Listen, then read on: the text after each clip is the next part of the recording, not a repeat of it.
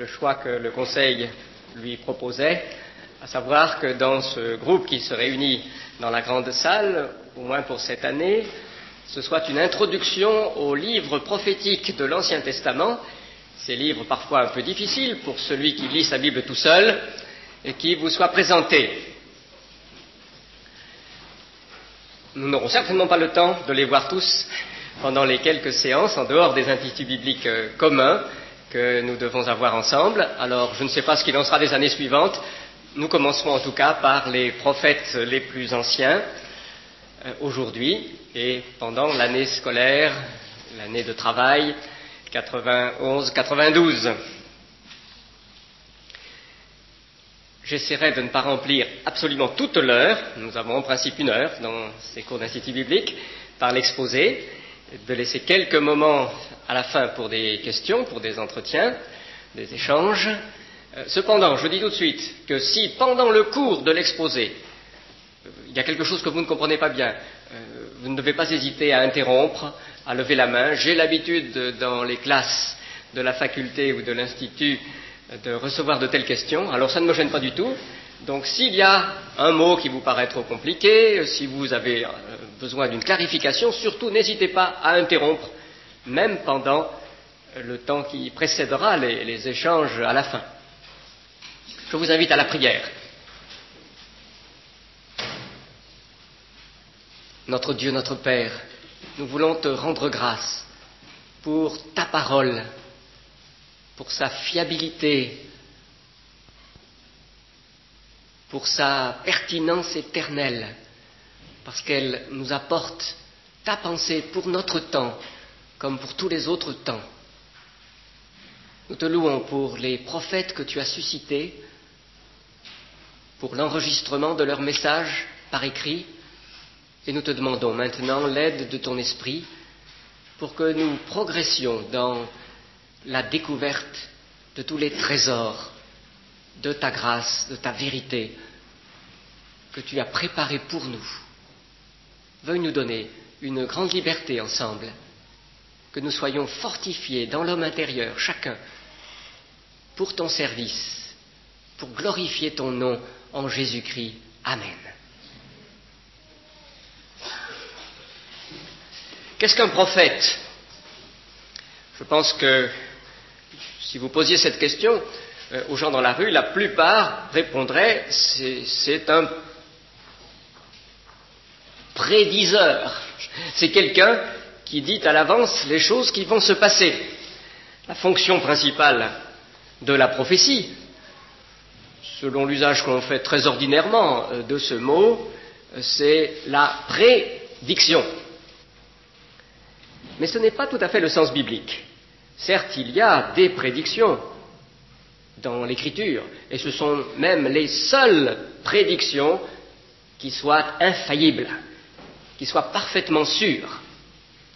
Il peut arriver que des gens prédisent l'avenir et puis ça tombe juste, par hasard, ou bien peut-être grâce à l'intervention d'esprits impurs qui leur donnent de savoir des choses qui ne sont pas accessibles au commun des mortels. Mais jamais ces prédictions à la Nostradamus ne peuvent être considérées comme infaillibles. Même des voyantes réputées qui ont surpris tout le monde par une prédiction exacte se trompent aussi. Les seules prédictions parfaitement sûres, à 100%, ce sont celles des prophètes de la Bible. Mais cependant, il ne faudrait pas croire que prédire ait été la principale des choses qu'ils ont eu à faire, et que le mot même de prophète signifie quelqu'un qui prédit. En fait, le mot signifie plutôt quelqu'un qui prodit. Le préfixe pro dans prophète correspond à son usage, par exemple, dans le mot français pronom. C'est en grec, mais c'est à peu près la même valeur qu'en latin. Donc, un pronom, c'est ce que vous mettez à la place d'un nom dans une phrase. Vous dites « il » au lieu de dire « Monsieur Morel ». Bon, c'est à la place du nom. Eh bien, un prophète, c'est quelqu'un qui parle à la place d'un autre. C'est un porte-parole qui prodit. Il peut aussi prédire, si celui qui parle par lui, par son truchement, a des choses à dire sur l'avenir. Mais l'idée clé du prophète, pour la Bible, c'est qu'il est la bouche de l'Éternel. Vous savez que c'est une expression que l'on rencontre plusieurs fois, la bouche de l'Éternel a parlé. Le prophète, c'est le porte-parole, celui en qui Dieu met ses paroles pour qu'il les transmette à son tour. C'est là la notion clé de la prophétie biblique. Et je vais en donner quelques illustrations simplement pour que vous saisissiez bien ce qui est en cause. Vous prenez la vocation des 3 plus grands prophètes de l'Ancien Testament, les auteurs des 3 plus grands livres prophétiques. Chaque fois, au moment de leur vocation, il est question du message que Dieu leur confie et qu'ils vont dire en son nom, comme s'ils étaient sa bouche. En un sens, ils sont sa bouche sur la terre. Vous vous rappelez la vocation d'Ésaïe, le premier. Ésaïe, d'abord, est préparé pour ce ministère par le charbon ardent que le séraphin va chercher sur l'autel, là où brûle le feu du sacrifice, et qu'il applique sur les lèvres d'Ésaïe, en disant « Ceci a touché tes lèvres, ton iniquité est expiée ». C'est la purification des lèvres du prophète, parce que c'est par ses lèvres qu'il va servir le Seigneur. Il s'était rendu compte, devant la sainteté de Dieu, qu'il avait les lèvres impures, impropres à la retransmission de la parole de Dieu. Alors le séraphin, qui symbolise la sainteté de Dieu, va chercher le charbon ardent qui est comme chargé de toute l'efficacité du sacrifice, et il l'applique aux lèvres du prophète. Et à ce moment-là, Dieu l'appelle à son service et lui dit « Tu diras à ce peuple, etc. » Vocation de Jérémie, ensuite, un siècle plus tard, vocation de Jérémie, « Voici, je mets mes paroles dans ta bouche. » Ne dis pas « je suis un enfant », ne dis pas « je suis trop jeune ». Je mets mes paroles dans ta bouche. Voilà, résumé en une phrase, en quelque sorte, l'essentiel du ministère prophétique. Et puis Ézéchiel, le 3e grand, un peu plus tard, Ézéchiel, lui, au chapitre 2, après sa grande vision du chapitre 1er, où c'est l'inimaginable élévation du Seigneur qui lui apparaît, le Seigneur du cosmos entier, il est appelé à son ministère d'une manière qui est un peu plus bizarre. Dieu lui dit de manger un rouleau de papyrus, le rouleau sur lequel est écrit le message. C'est la même pensée que dans la vocation de Jérémie, seulement le Seigneur utilise un symbole, celui du rouleau, qui représente le message à transmettre, et lui dit, mange-le, il faut que tu l'intériorises d'abord pour qu'ensuite tu puisses le retransmettre. Encore une illustration de ce sens biblique du ministère prophétique. Lorsque Moïse est appelé lui-même au ministère que Dieu lui a confié, au début du livre de l'Exode, vous savez qu'il dit aussi qu'il ne sait pas parler, qu'il ne pourra pas s'arranger, peut-être bégayait-il un petit peu, enfin bon. Et le Seigneur a beau insister, Moïse regimbe, hésite. Et finalement, le Seigneur lui dit, bon, eh bien, il y a Aaron ton frère, lui il a la langue bien pendue, il y a Aaron ton frère, eh bien, Aaron te servira de porte-parole. C'est lui qui apportera le message dont tu seras chargé. Et le Seigneur dit au chapitre 4 à Moïse, tu seras Dieu pour Aaron en quelque sorte, puisqu'il sera ton porte-parole. Quand un prophète parle, il y a Dieu qui parle, et puis le prophète qui retransmet le message. Là, ce sera Moïse qui parle, il aura donc la place de Dieu, et puis Aaron qui retransmettra le message de Moïse. Et au chapitre 7, Dieu confirme en disant, tu seras Dieu pour Pharaon, ils vont parler au roi d'Égypte Pharaon, et Aaron sera ton prophète. Parce que le mot prophète veut dire porte-parole. Voilà donc le sens biblique principal, essentiel de ce qu'est un prophète.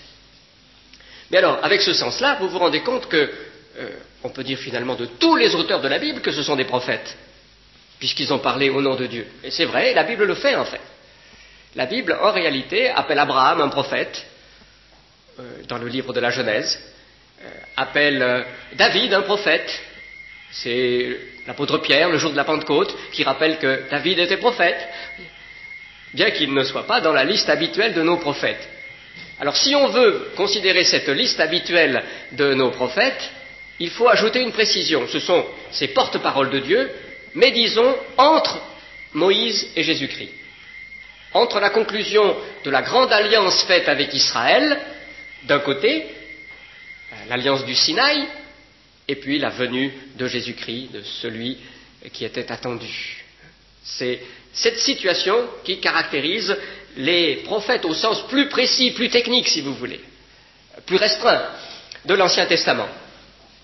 Et il me semble intéressant de schématiser les étapes de ce grand mouvement, parce que les prophètes, Dieu les a envoyés d'une manière ordonnée pour correspondre au développement de son plan. Il ne faut pas simplement considérer cet individu que Dieu a choisi pour qu'il soit son porte-parole, mais aussi le mouvement des prophètes, le cortège en quelque sorte des prophètes qui se sont succédés selon que Dieu en avait disposé. Alors je crois qu'il est intéressant de regarder un petit peu comment s'est développé le mouvement prophétique entre Moïse et Jésus-Christ. Je vais faire un petit schéma sur ce tableau. Alors, les frères et sœurs qui sont ici à gauche peut-être pourraient se déplacer pour voir un peu plus ce que je vais dessiner. Oh, il aurait fallu monsieur Jacques Richard pour faire de beaux dessins. Moi, je me contente de quelque chose d'extrêmement rudimentaire, mais disons pour que vous voyez un petit peu mieux ce dont il s'agit. Alors, entre Moïse, le Sinaï, et les tables de la loi,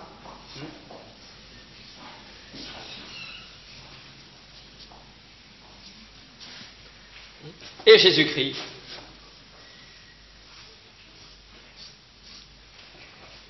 Il me semble qu'on peut discerner plusieurs âges de la prophétie. Le premier, c'est celui que nous voyons un peu entre les lignes, il faut reconnaître, parce qu'il n'y a pas un développement extrêmement fourni du temps du livre des juges et de Samuel, jusqu'au début du règne de Saül, au moment où Saül va prendre en charge les destinées de la nation d'Israël comme le premier roi. Pendant donc cette période de l'installation en Canaan, de l'établissement des tribus sur la terre promise, il me semble qu'on peut dire qu'il y a essentiellement deux types de prophètes, d'après ce qu'on voit dans les récits historiques qui nous ont été transmis. Il y a des prophètes qu'on pourrait dire les prophètes voyants. La Bible elle-même nous dit, autrefois on ne disait pas prophète, on disait le voyant, mais voir le voyant. Samuel lui-même, tout en étant en même temps un juge, a joué ce rôle, le prophète voyant. La famille de Saül a perdu des ânesses qui se sont évadées dans la nature. Où sont-elles? Chez les païens, on irait voir un devin, une cartomancienne, et là on va voir le prophète, le voyant, pour qu'il demande au Seigneur la révélation de l'endroit où se trouvent ces ânesses. Alors là, nous avons donc des prophètes voyants qui sont tranquillement à la maison, qu'on va consulter. Mais nous avons aussi des prophètes, ceux-là on les appelle plutôt prophètes, en effet, le mot courant en hébreu, nabi, qui vont par bande, qui sont en groupe. On les appelle parfois fils des prophètes, non pas dans le sens qu'ils seraient nés dans des familles de prophètes, pas forcément, parce que le mot fils d'eux en hébreu s'emploie pour la possession d'une qualité quelconque. Pour dire un homme de 30 ans, on dirait un homme fils de 30 ans. Alors, fils d'eux, donc, ça a un sens plus large en hébreu. Les fils de prophètes, ça veut dire les jeunes prophètes, les apprentis prophètes, les prophètes qui vivent comme ça en communauté. Et il semble que ces prophètes aient été des prophètes d'un type extatique, ressemblant un petit peu, ils n'étaient peut-être pas tous inspirés toujours par l'Esprit de Dieu aussi, mais ressemblant un petit peu aux derviches. Quand ils rencontrent Saül en chemin, il semble être assez dans un état un peu second, hein, avec de la musique, des danses, il se convulse. Bon, alors, je les représente comme c'est en train de se retourner, de danser, voilà. Voilà les prophètes que nous avons dans cette première période. Et, semble-t-il, Dieu n'a pas suscité de très grands prophètes en dehors de Samuel, juge de la nation. Aucun n'a laissé vraiment son nom, et ces prophètes n'ont pas eu de message à léguer aux générations qui ont suivi. Voyez.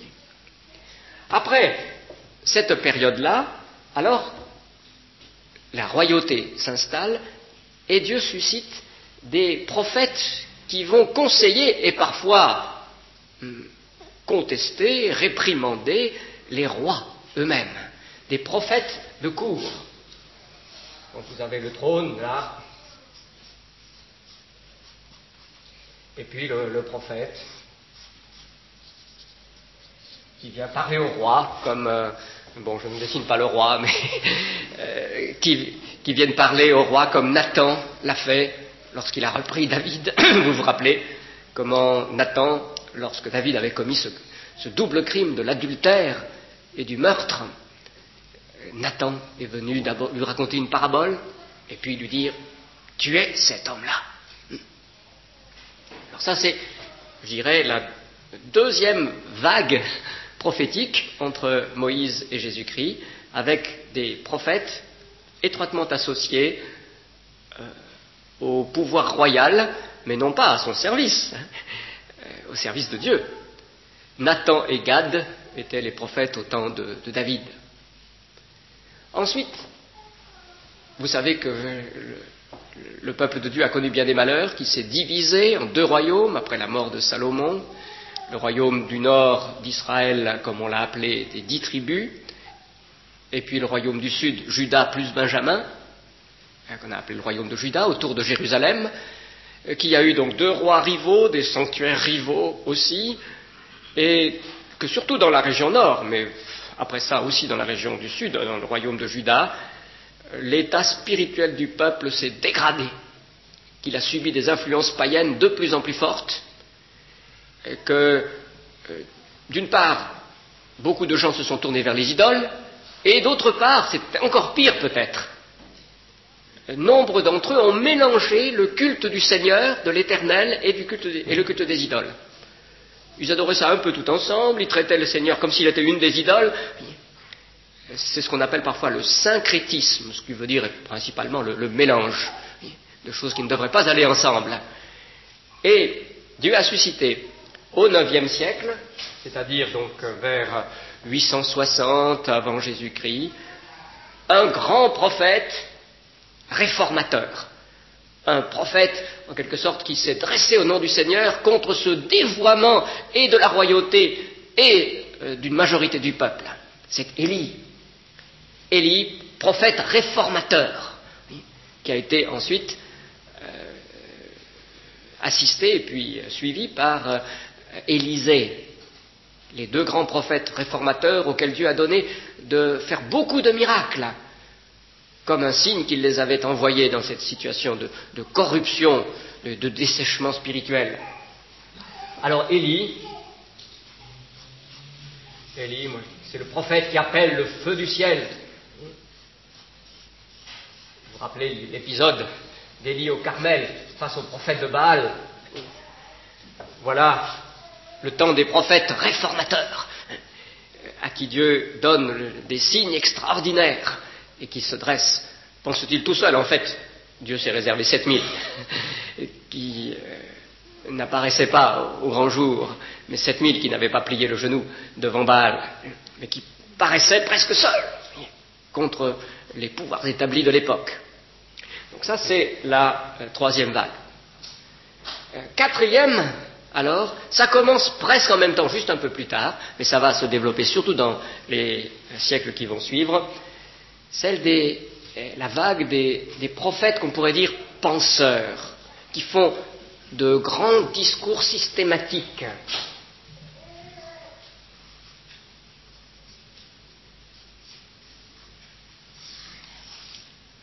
Et je représente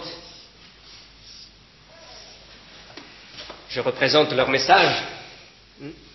Ils parlent donc au nom de Dieu, je l'ai fait barbu bien sûr, d'une manière élaborée, systématique. Ils forgent une doctrine, ce que je représente par quelque chose d'un peu géométrique. Élie et Élisée ne l'ont pas fait. Élie et Élisée ont lancé des messages très percutants dans une situation donnée, mais ils n'ont pas développé un plus grand message. Et c'est pour ça qu'il n'y a pas de livre qui soit resté ensuite sous leur nom. Nous n'avons pas parmi les livres prophétiques un livre d'Élie, un livre d'Élisée. Mais avec ces prophètes qui commencent à la fin du IXe siècle, et puis qui surtout seront nombreux au 8e et au 7e siècle avant Jésus-Christ, dont les dates en 700 et en 600, nous avons des prophètes qui développent une vision de l'ensemble du plan de Dieu, toute une interprétation des voies du Seigneur. Le plus grand de tous, je crois qu'on peut le dire, en tout cas c'est lui qui a laissé le livre le plus long aussi, c'est Ésaïe. Ésaïe, avec 66 chapitres, je veux dire.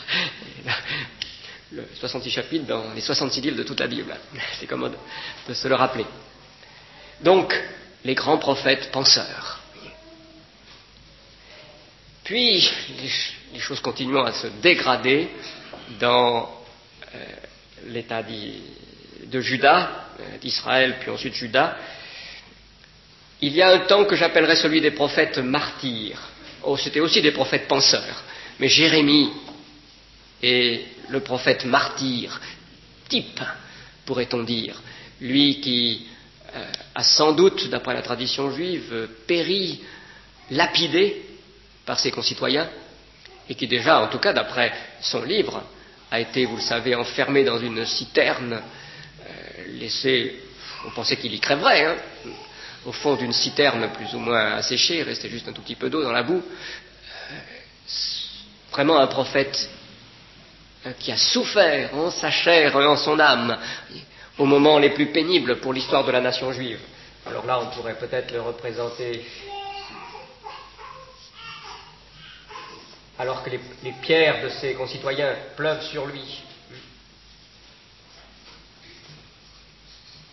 Prophète martyr. Et puis après cette période alors de l'agonie du royaume d'Israël et de Juda, ce qui se situe autour de l'an 600 et après, un peu après, alors une dernière période pour le mouvement prophétique qui me semble être le temps de la prophétie plus livresque. Des prophètes qui viennent après beaucoup d'autres et qui ont lu leurs écrits et qui composent avec la mémoire de tout ce qu'ils ont lu, avec des tas de réminiscences, de souvenirs de ce qu'ils ont lu chez les autres prophètes. Alors je représenterai ça en représentant un peu un rouleau, puisque c'était sous la forme de rouleau.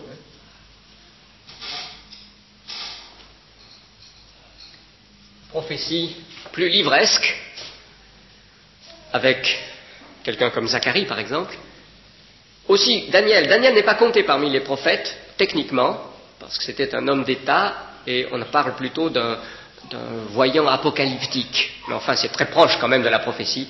Et lui aussi, il compose un livre, il ne va pas prêcher sur la place publique. Donc je pense qu'on peut dire que le dernier âge de la prophétie, dans l'Ancien Testament, c'est un âge de prophétie plus livresque.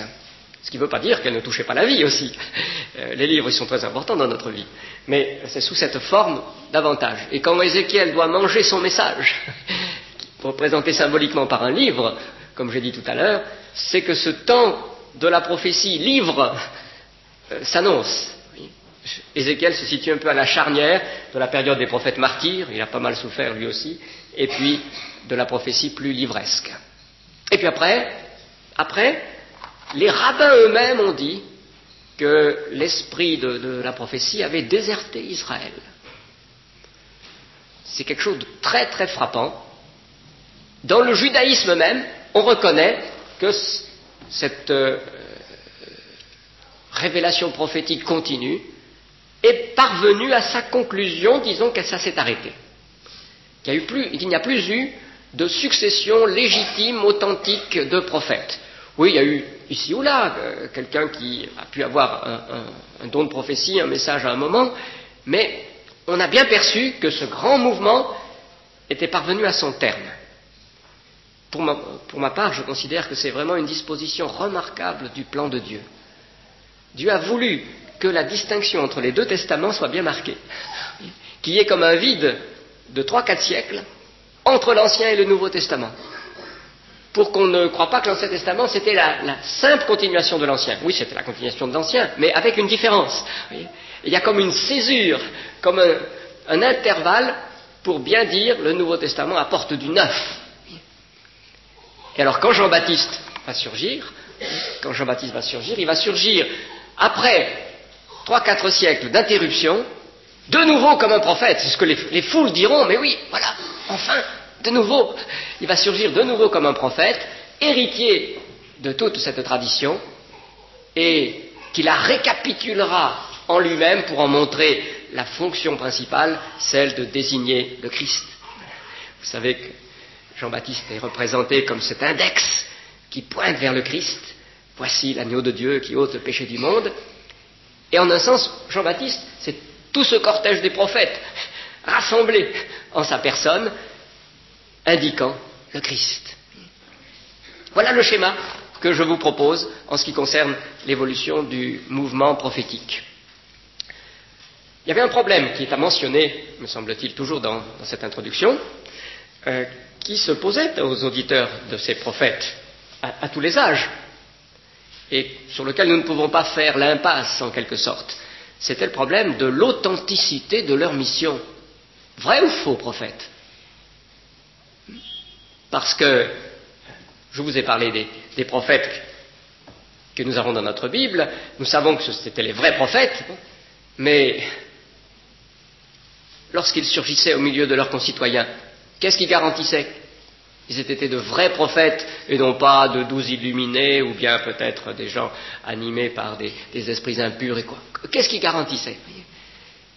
Parfois, ce n'était pas facile de discerner entre un vrai et un faux prophète. Dans le livre de Jérémie, nous avons le face-à-face d'un vrai et d'un faux prophète, le vrai prophète Jérémie, mais l'autre, il parle le même genre de langage, hein. Il fait figure de vrai prophète pour ses contemporains. Alors, quels étaient les critères? C'est très intéressant pour nous de l'observer. Ils sont définis au chapitre 13 et au chapitre 18 du livre du Deutéronome. Moïse, avant de mourir, a laissé les 2 critères principaux pour reconnaître un vrai prophète. Et c'est très intéressant.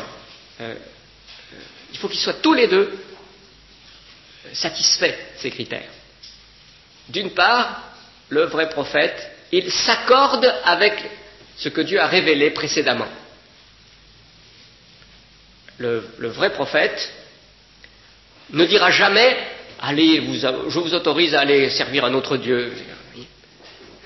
Le vrai prophète se trouve dans la ligne de la loi et de tout ce que les autres vrais prophètes venus avant lui ont révélé de la part de Dieu. C'est d'ailleurs ce que Jérémie fait valoir face au faux prophète Anania. Il dit au faux prophète Anania, tu annonces la paix, comme ça, à bon compte, pour un peuple pécheur, mais les prophètes qui sont venus avant nous, c'est pas ça qu'ils ont dit. Alors, ça rend soupçonneux à l'égard de ta qualité de vrai prophète. Donc, premier critère, l'accord, l'harmonie avec ce que Dieu a révélé jusqu'au moment où surgit le prétendant au titre de prophète. Deuxième critère, l'accomplissement de ce qu'ils prédisent. Ça, bien sûr, ça vaut pour la part de prédiction dans leur message. Le vrai prophète se reconnaîtra au fait que ce qu'il annonce arrive. Et si ça n'arrive pas, eh bien, ce sera un faux prophète. Il faudra le condamner comme faux prophète. Ce n'est pas Dieu qui l'a envoyé. Alors c'est très intéressant ces 2 critères, parce que même s'il y a un prophète dont les paroles s'accomplissent, s'il n'est pas en accord avec ce qui a été révélé avant, il faudra le repousser. Ce sont des prodiges de mensonges, même si ça arrive, et il ne faut pas le suivre. Mais en même temps, il n'y a pas seulement la conformité à la doctrine, parce qu'on peut répéter ce qu'ont dit les gens d'avant sans avoir été vraiment envoyés par Dieu. Donc il y a aussi ce miracle de prédiction qui s'accomplisse. Ce sont les deux critères qui nous sont présentés dans le Deutéronome et qui devaient jouer ensemble. Alors remarquez que pour nous, c'est assez facile de les appliquer puisque nous voyons l'accomplissement des événements, nous venons après. Mais évidemment, au moment où ils parlaient, leur prédiction n'était pas encore accomplie et du coup, eh bien, il pouvait y avoir des hésitations. Je préfère être dans notre situation que dans celle des auditeurs de Jérémie, par exemple, face à Anania. Dans le cas d'Anania, Jérémie a prédit qu'il mourrait dans l'année, et ça s'est produit. Anania mourrait dans l'année, puisqu'il avait prétendu être un porte-parole de l'Éternel et que l'Éternel ne l'avait pas envoyé. Alors, si vous avez maintenant une idée un peu générale du mouvement prophétique en Israël, je crois qu'il faut que j'ajoute encore quelques mots sur la manière d'interpréter, c'est-à-dire de comprendre, d'expliquer les prophéties. C'est un sujet qui est délicat, sur lequel les chrétiens évangéliques, et même les plus sérieux, ne sont pas tous d'accord. Donc il faut, je crois, quelques mots d'avertissement à ce propos. Le fait qu'il y ait des chrétiens évangéliques et qu'il y ait suffisamment de science pour aborder ces sujets, qui finalement aboutissent à des conclusions fort différentes, doit d'abord nous porter à la prudence, doit d'abord nous porter à la tolérance fraternelle, si nous ne sommes pas tous d'accord. Ça pourra très bien arriver, même dans ces présentations que je vais essayer de faire. Je dirais que cela doit nous montrer que notre premier sentiment n'est pas forcément le bon. À mon avis, beaucoup de problèmes surgissent à propos des livres prophétiques et de leur compréhension, parce que vous avez des gens qui lisent le texte, ça leur semble être ça, ah oui, ça, à coup sûr, cela désigne Saddam Hussein et son intervention, et puis qui, ayant cru voir cela, n'en démordent plus, sont persuadés que c'est clair comme le jour, que... Alors je crois qu'il faut nous défier d'un premier sentiment de ce genre. Ce sont des textes qui ont été écrits dans une culture quand même assez différente de la nôtre. Le gros des livres prophétiques est écrit en poésie. Alors la poésie orientale, eh bien, nous ne sommes pas forcément, nous les occidentaux du XXe siècle, parfaitement armés pour bien comprendre ce qu'elle peut signifier tout de suite. Il y a par exemple souvent des hyperboles. Dans l'Orient ancien, on aimait grossir les choses, dire des géants quand c'est des personnes de grande taille, des choses comme ça. Vous voyez, nous le faisons aussi parfois. Nous disons, ah, ça c'est un Hercule, vous êtes un géant, alors que c'est simplement quelqu'un d'assez costaud, quoi. Nous le faisons aussi, mais dans la Bible, c'est beaucoup plus fréquent, parce que c'est fréquent en Orient, dans le langage de l'époque. Alors, il faut donc savoir que c'est un langage auquel nous ne sommes pas forcément habitués, qui ne correspond pas à nos coutumes de tous les jours. Il me semble qu'un repère qui nous est particulièrement précieux, c'est tout ce que le Nouveau Testament nous apprend à propos de l'interprétation des prophéties de l'Ancien Testament. Il y en a beaucoup qui sont citées dans le Nouveau Testament. Alors, comment sont-elles comprises? On s'aperçoit que ce n'est pas toujours si simple. Mais on s'aperçoit que parfois c'est littéralement que les prophéties s'accomplissent, et que parfois ce n'est pas littéralement que les prophéties s'accomplissent. Alors, voilà encore ce qui nous avertit dans le sens de la prudence. Exemple, une prophétie s'accomplissant littéralement, le fait que le Messie devait naître à Bethléem, ce qu'on trouve dans le livre de Michée au chapitre 5. Moi, j'imagine très bien que quelqu'un ait pu dire « mais ça ne doit pas être littéral, ça ». C'est une façon de dire, puisque Bethléem c'était le village natal de David, que ce sera un nouveau David. Il ne faut pas prendre ça littéralement. Et puis, ça s'est accompli littéralement. Jésus est né à Bethléem. Exemple d'une prophétie dont on aurait pu penser qu'elle s'accomplisse littéralement, et qui ne s'est pas accomplie littéralement, la venue d'Élie comme précurseur de Jésus-Christ, du Messie. À la fin du livre de Malachie, Dieu dit qu'il enverra Élie pour le précéder au moment de ce grand jour, et Jésus nous dit de la manière la plus formelle, je crois que vraiment on ne peut pas hésiter au chapitre 11 de l'évangile de Matthieu, dans les passages parallèles, que Jean-Baptiste était l'Élie qui devait venir, était l'Élie devant venir. Vous avez certains chrétiens qui sont tellement sûrs de mieux comprendre que ce que le Nouveau Testament suggère, qu'ils disent « Ah si, Élie doit encore venir, c'était pas Élie. » Mais Jésus dit « C'est lui l'Élie devant venir. » Oui. Jésus nous montre que là, il ne fallait pas comprendre littéralement, c'est pas l'Élie en personne, mais c'est celui qui, comme l'explique l'évangile de Luc, est venu avec la puissance d'Élie. Jean-Baptiste est un nouvel Élie, dont Élie avait été comme une préfiguration, et c'est dans ce sens qu'il est appelé l'Élie devant venir, qu'il était annoncé à la fin du livre de Malachie. Et il y a beaucoup d'autres prophéties, où par exemple il est question de Jérusalem, de tout ce qui attend Jérusalem, et où l'apôtre Paul, pour prendre juste un des auteurs du Nouveau Testament, nous dit ce n'est pas la Jérusalem terrestre qui correspond à l'esclave Agar, c'est la Jérusalem céleste dont nous sommes, nous les fils, par la foi. C'est dans l'épître aux Galates, chapitre 4, qu'il expose cela en citant une des prophéties, comme il y en a beaucoup, d'Ésaïe, sur Jérusalem et les multiples enfants qu'elle enfantera dans l'avenir. C'était Ésaïe 54 que cite Paul à ce moment-là. Donc vous voyez, ce n'est pas si simple, et il faut essayer de suivre les indications du Nouveau Testament. Si une prophétie est citée dans le Nouveau Testament, nous disons ouf, voilà qui va nous éclairer. Si une prophétie n'est pas citée dans le Nouveau Testament, alors là nous avons à chercher selon les lois de l'analogie. Est-ce qu'il y a une prophétie qui a l'air à peu près la même, dire dans un langage semblable, qui se situe dans la même zone, qui serait interprétée dans le Nouveau Testament? Ça peut nous aider pour l'Ancien, mais on n'a pas une certitude totale à ce moment-là. Une grande règle, bien sûr, et je vais achever sur cette introduction générale par cette remarque, une grande règle, c'est qu'il faut essayer d'interpréter les prophéties dans leur contexte historique. Parce que les prophètes ont été envoyés d'abord à leur peuple, à la génération à laquelle eux-mêmes appartenaient. Il faut donc, pour bien comprendre,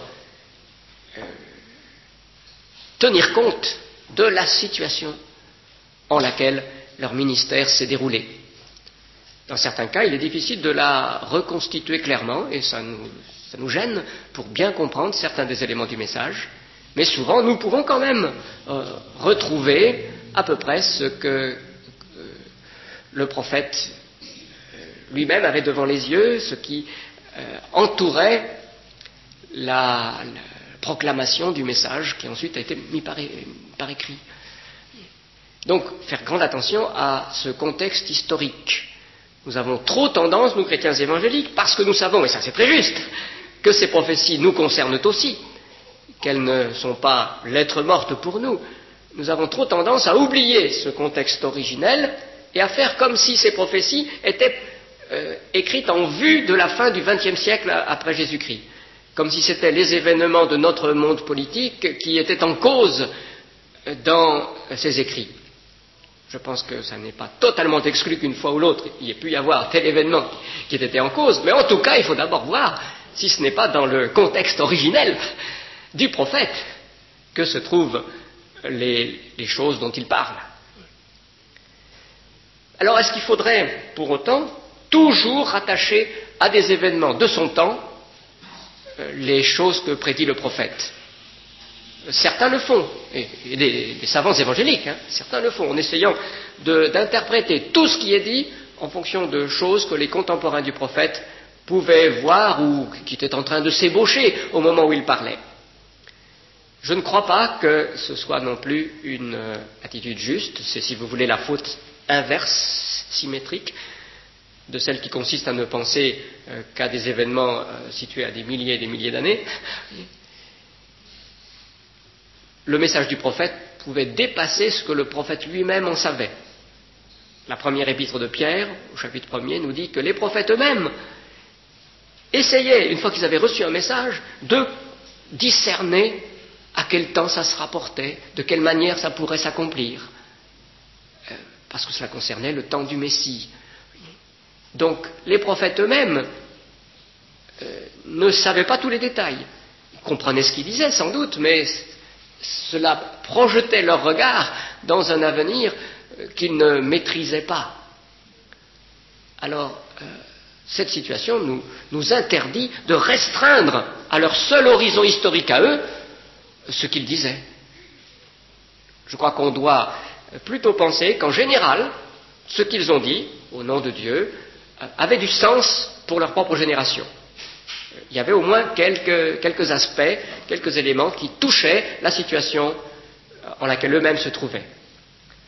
Mais que ce n'était pas là une borne infranchissable, que leur message n'était pas enclos dans leur siècle, mais que Dieu pouvait parler d'événements bien plus tardifs aussi dans le message qu'il leur donnait, et en particulier du grand événement qui a mis finalement plusieurs siècles à se produire, de la venue de Jésus-Christ. Remarquez que ces événements lointains avaient du sens, avaient des conséquences déjà pour les contemporains du prophète. On n'a pas à séparer complètement la situation de l'époque et puis la venue de Jésus-Christ et la fin du monde, car en fait, ce sont les réalités de la fin du monde qui donnent leur sens à toutes les vies humaines, à toutes les époques.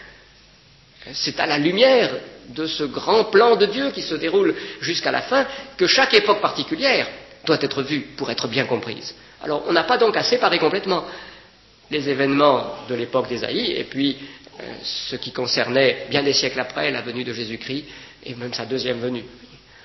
On n'a pas à faire de séparation, mais je lutte surtout contre toute réduction, soit à la situation contemporaine, soit alors à un accomplissement tardif, comme si les contemporains du prophète n'avaient rien à y voir. Voilà quelques indications qui peuvent vous aider pour toute la série des prophètes et qui vous expliquent aussi, en particulier donc l'accent sur le contexte historique, dans quel ordre nous allons étudier les livres. Nous allons commencer par les plus anciens et continuer dans l'ordre chronologique. Non pas l'ordre de nos Bibles, qui n'est pas l'ordre chronologique, mais l'ordre, effectivement, dans l'histoire de l'émission des messages et de la mise par écrit des livres prophétiques. Alors le premier, je ne l'ai pas dit tout à l'heure, mais je me suis dit, ça risque de faire peur à tel ou tel. Le premier, c'est aussi le plus court. Donc je vais avoir le temps, en 10 minutes, de vous dire l'essentiel. Le premier, c'est celui d'Abdias.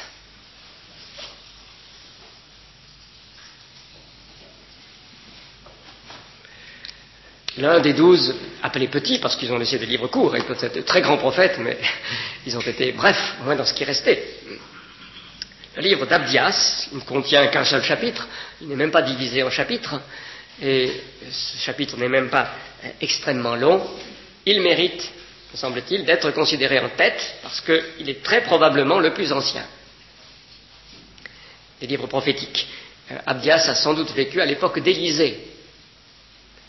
Sur ce livre, je vous renvoie aux commentaires que notre faculté a publiés de la plume de M. Sylvain Romerovski sur les livres de Joël et d'Abdias.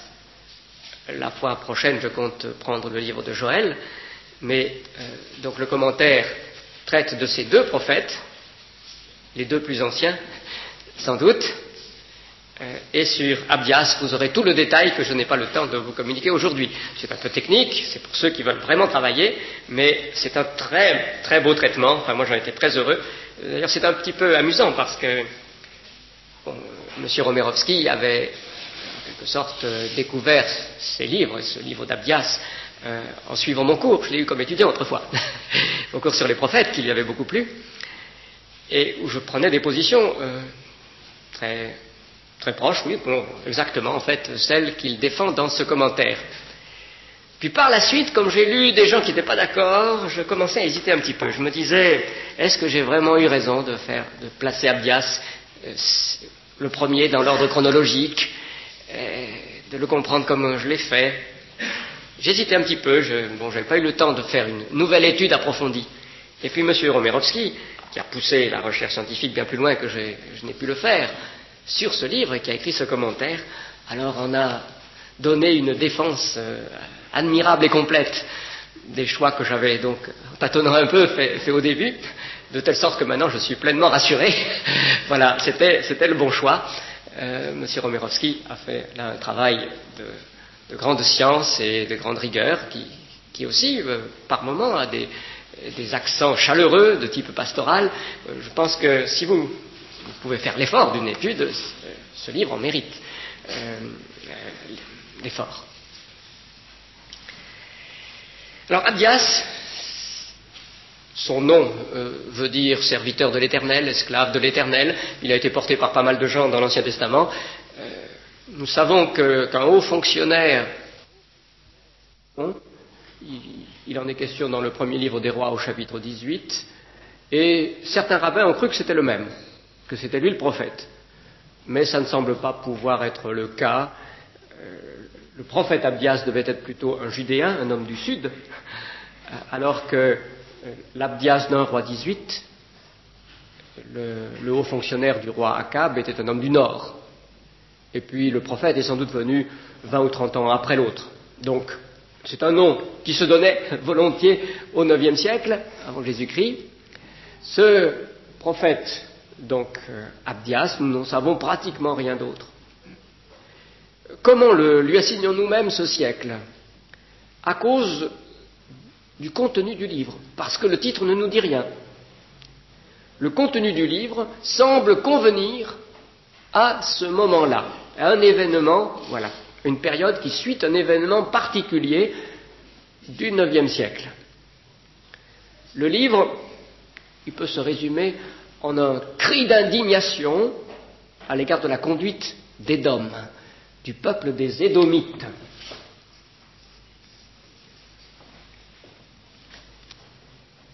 Et une annonce de jugement et de châtiment pour ce peuple d'Édom. Édom a profité de la ruine de Jérusalem, d'un pillage par des païens de la ville de Jérusalem, pour piller à son tour, pour se mêler aux pilleurs, pour massacrer les survivants, les fuyards, les attraper, les vendre comme esclaves. Voilà ce qui est reproché à Édom, qui suscite l'indignation du prophète et qui lui fait annoncer que Dieu va juger ce peuple d'Édom, que comme il a fait, il lui sera fait, qu'une sorte de loi du talion lui sera appliquée. Alors, il y a donc eu un événement qui doit être encore assez proche dans le temps pour Abdias, un événement au cours duquel Jérusalem, mise à sac, a été ravagée par les païens, des nations païennes, et où Édom en a profité. Alors on cherche dans l'histoire où se situe un tel événement. C'est comme ça qu'on assigne une période dans l'histoire à Abdias. Il y a en fait deux seuls événements qui peuvent convenir. Il y a deux fois, d'après les livres historiques, où Jérusalem a subi le sort qui est impliqué dans le texte du prophète Abdias. La plupart des gens pensent à la fois où ça a été le pire, à la grande destruction de Jérusalem en 587, à la fin de la vie de Jérémie, ce que Jérémie avait annoncé à ses compatriotes qui ne voulaient pas l'entendre. 587, la ville a été ravagée par les Babyloniens, longtemps assiégée, prise, le roi a été emmené captif, les yeux crevés, le temple a été détruit, complètement ruiné, il n'a pas resté pierre sur pierre. Et la plupart des gens, et si vous voyez l'introduction à la Bible en français courant sur Abdias, pensent que c'est à cette prise de Jérusalem par les Babyloniens en 587 avant Jésus-Christ que se réfère le prophète Abdias. C'est la position sans doute la plus fréquente, mais ce n'est pas celle que M. Romerovski a choisie, et que j'ai choisie aussi, que la plupart des évangéliques en fait choisissent. Pas tous, mais la plupart. Il y a eu un autre pillage de Jérusalem, avec beaucoup moins de conséquences historiques, mais quand même, ça a été très, très dur. C'était un temps de détresse pour la ville, en 845 avant Jésus-Christ, donc bien avant, au temps du roi Joram de Juda. C'était Joram, ou Yoram, si vous préférez. En général, les J dans nos transcriptions des noms bibliques correspondent à une lettre en hébreu qui se prononce Yeux, en fait. Donc, on peut traduire Yoram, on peut dire Yoram. Le roi Yoram était sur le trône, et il y a eu, au cours de son règne, donc aux environs de 845 avant Jésus-Christ, une prise de Jérusalem par des Philistins et des Arabes associés qui ont ravagé la ville, qui ont emmené captifs les enfants et les épouses du roi. Ça a vraiment été très très dur, ils ont ravagé le palais lui-même. Et l'argumentation de M. Romerovski, qui je crois est tout à fait convaincante, c'est que c'est à cet épisode-là que se réfère Abdias, comme quelques dizaines d'années plus tard d'ailleurs s'y référera encore le prophète Amos. Alors, c'est comme ça qu'on situe Abdias dans cette tranche de l'histoire.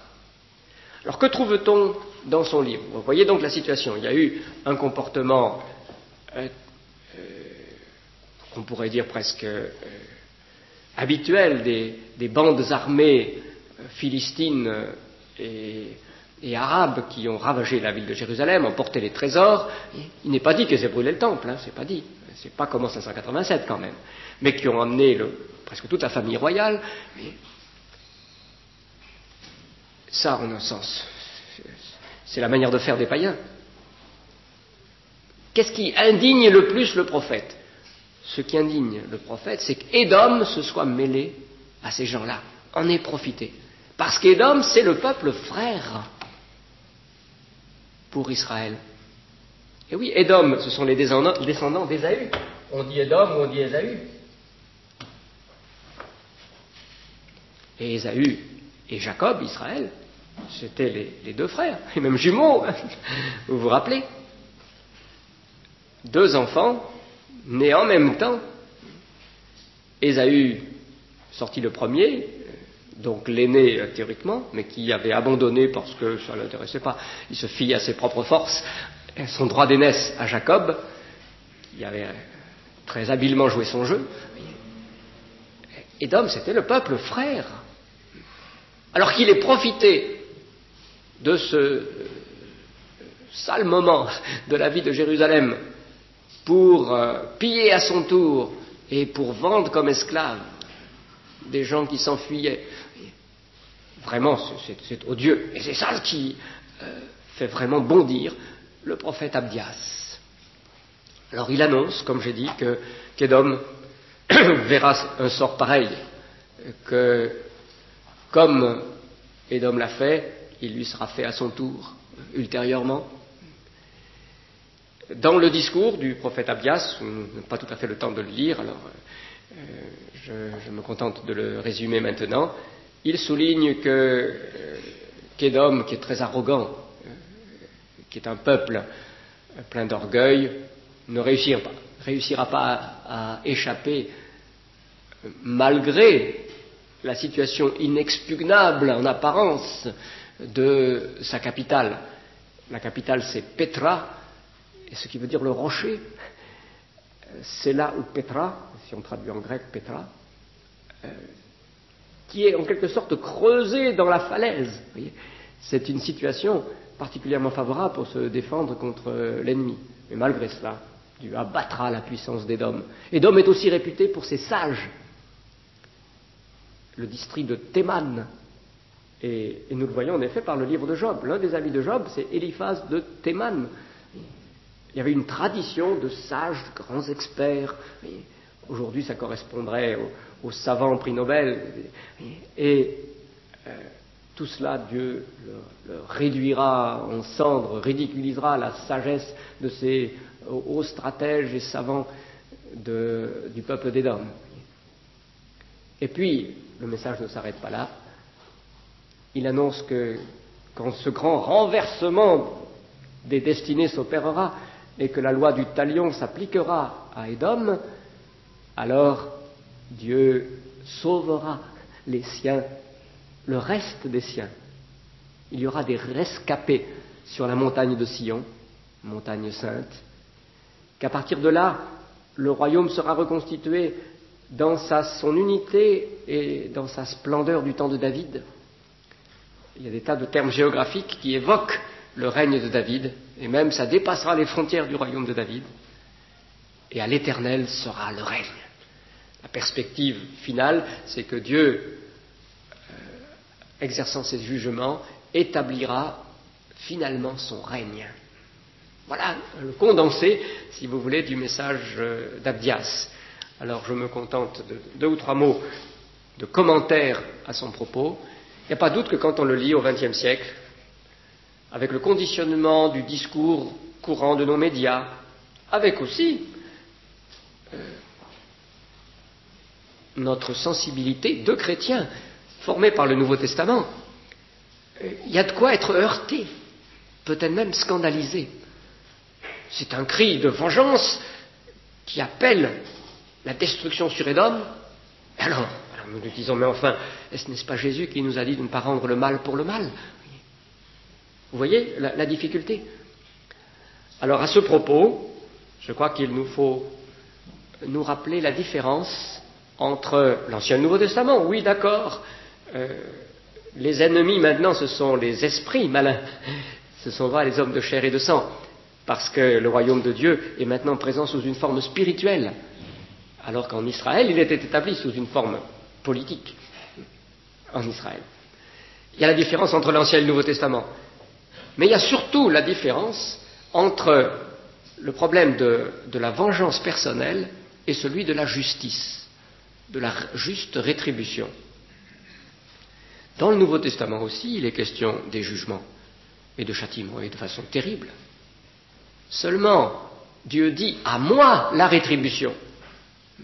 Voilà le message que le Nouveau Testament nous fait entendre. Dieu dit « à moi la rétribution », la charge de juger et de satisfaire la justice, ce n'est pas à vous de vous en charger. Vous, pardonnez gratuitement, comme il vous a été pardonné. Vous, ne rendez pas le mal pour le mal. À moi la rétribution. Si ton ennemi a faim, donne-lui à manger. S'il a soif, donne-lui à boire. À moi la rétribution. C'est ce qu'on trouve à la fin de Romains 12. Ce qui est dramatique dans la situation des mentalités d'aujourd'hui, c'est qu'on a tout confondu, tout mélangé.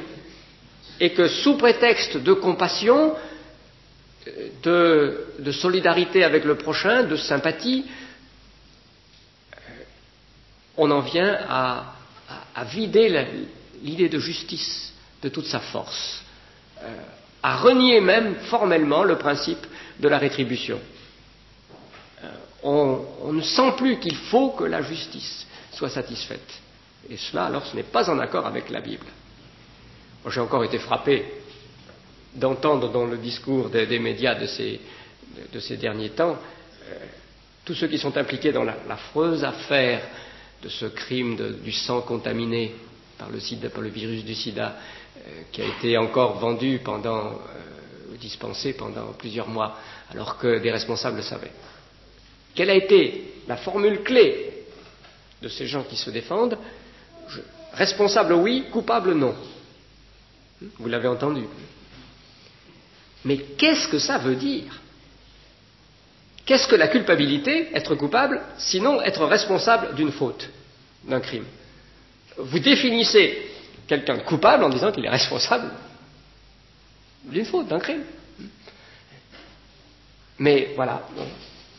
Bien sûr, c'est aussi parce que le mot responsable fait bien, le mot coupable fait mal. Alors, à cause du retentissement dans les médias, voilà le discours qu'on a tenu.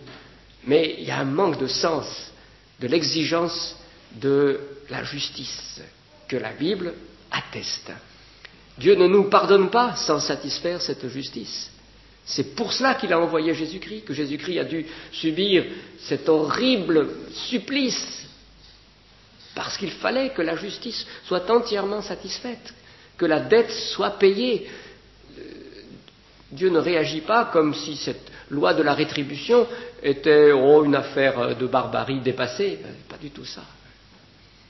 Bon, je crois que pour nous mettre dans l'attitude biblique face à un message dur comme celui du livre d'Abdias, nous avons à nous rappeler ces choses. Ensuite, peut-être rappeler, et ce sera vraiment à la fin, deux choses, que le talion, c'est une limitation de la vengeance barbare. Comme tu as fait, il te sera fait. Alors que l'homme qui se venge, il prétend comme la Mecque se venger 77 fois. Et arracher la vie d'un jeune homme pour une meurtrissure, pour une écorchure, il tue quelqu'un. Le talion, c'est une limitation. Cela illustre, me semble-t-il, la nature même du châtiment. Le châtiment, c'est le boomerang de l'acte mauvais. Celui qui a commis un acte mauvais le voit retourner sur lui. Ça rebondit sur la réalité spirituelle de la justice qui est là, et comme quand vous donnez un coup, ça rebondit, l'acte mauvais rebondit. C'est ça le châtiment. Ça, c'est ma première remarque de conclusion. Et la dernière, c'est que cette vision de châtiment n'est pas le dernier mot, que tous les derniers versets du chapitre nous laissent voir la splendeur du règne de Dieu établi, règne de justice, de paix, de victoire. À l'éternel sera le règne. Voilà le dernier mot qui doit attirer notre regard et renforcer notre espérance. Voilà donc une introduction rapide au livre d'Abdias. Comme c'est un livre très, très court, je lui ai donné peu de temps. Nous verrons bien sûr un peu plus longuement les livres plus longs. Est-ce que vous avez, pendant les 3-4 minutes qui restent, une question, Monsieur Berger? Contrairement à ce que dit le Coran, Jésus n'était pas un prophète. Il n'a pas parlé de la part de Dieu. Il a parlé avec autorité. C'est ce que je voulais simplement. Oui, donc M. Berger souligne que Jésus n'était pas un prophète, qu'il parlait avec autorité. Je pense qu'il faut dire qu'il était un prophète et plus qu'un prophète. C'est comme ça que je formule la chose pour ma part, de manière habituelle. Il est appelé prophète parfois, il ne refuse pas ce titre. En un sens, on peut même dire qu'il est le prophète avec majuscule que Deutéronome 18 annonçait, nouveau Moïse. Et puis, il faut dire alors qu'il est plus qu'un prophète, parce qu'en effet, il n'est pas seulement porte-parole de Dieu, il l'est aussi, mais il est Dieu lui-même parlant. Oui, madame. Oui. Oui. Oui.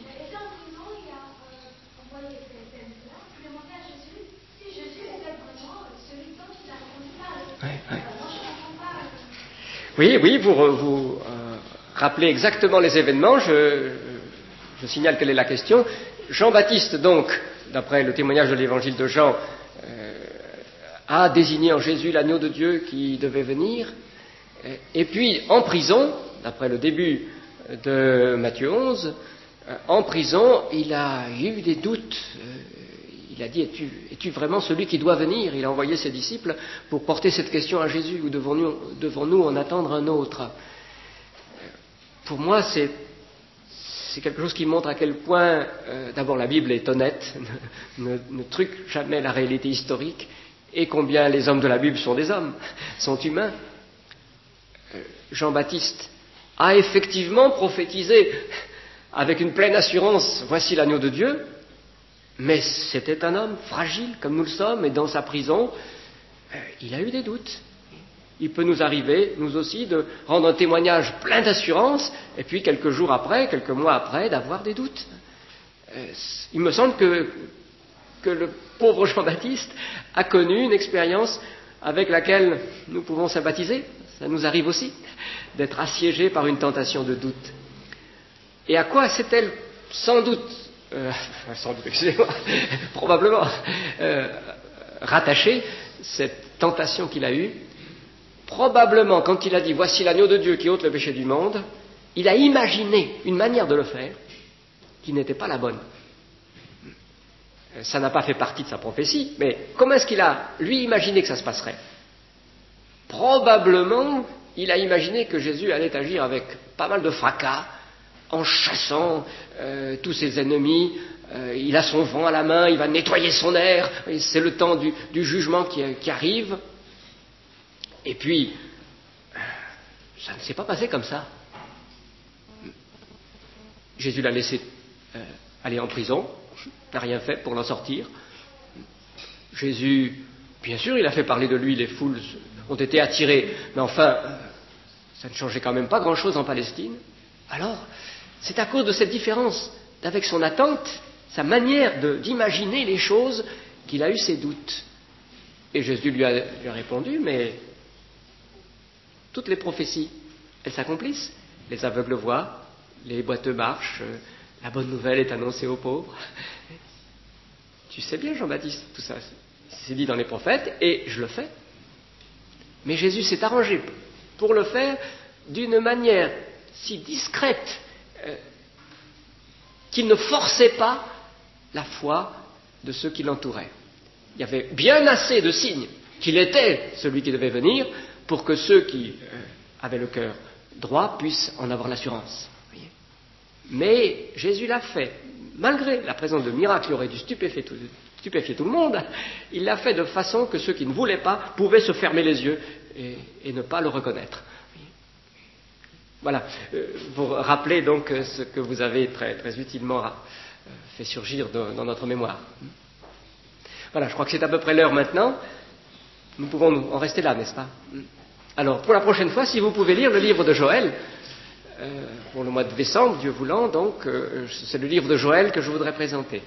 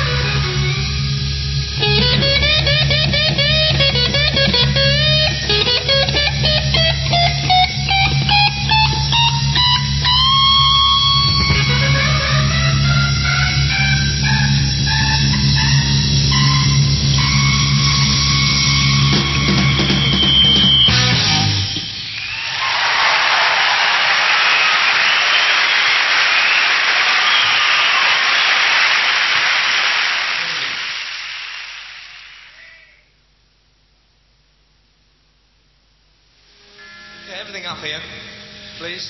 And a bit more monitor if you got it.